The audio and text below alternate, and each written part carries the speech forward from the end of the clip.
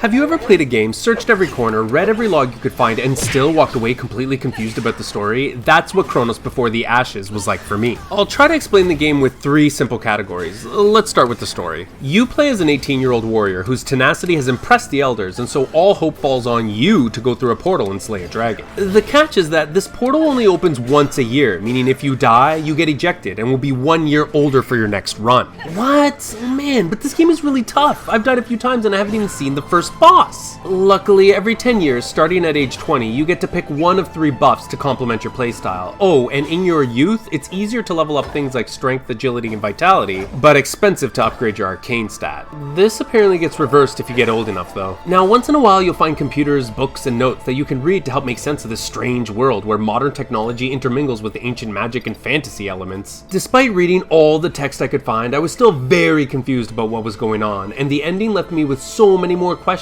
I honestly felt like I understood less and less as I played the game, right up to and including the ending. Okay, let's put story aside for a moment. The game has plenty of puzzles for you to halt your progression over. A couple of these were neat, like this mirror portal puzzle. That was actually pretty cool, but some of the other puzzles were more frustrating than anything else. Obviously, I don't want to spoil anything for you, but if I can give you one piece of advice, it's to always scan a room with utmost scrutiny. You never know when something like a tiny yellow container holding a key to solve a puzzle might be hiding in a dark corner almost completely out of view. That's oddly specific.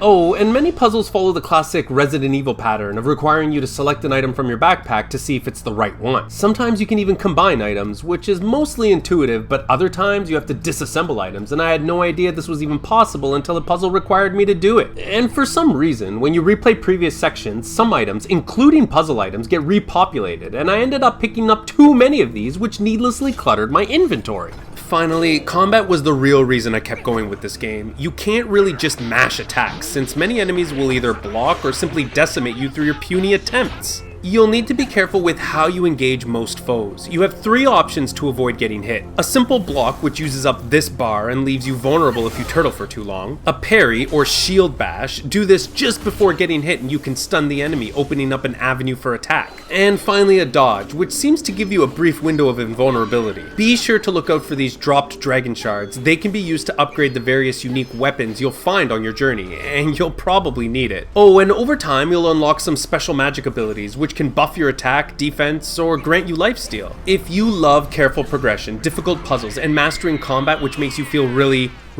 mortal, then you might love Chronos Before the Ashes. If you hate a wayward camera, which sometimes positions itself in the worst possible position, cheap deaths forcing you to irreversibly advance in age for your next run, and a story that requires some reading online to understand, then you may not like this game. Full disclosure, I was 48 years old when I finally beat this game. How did you do on your first run? Let me know in the comments. And remember, this was a quick and dirty review of Chronos Before the Ashes.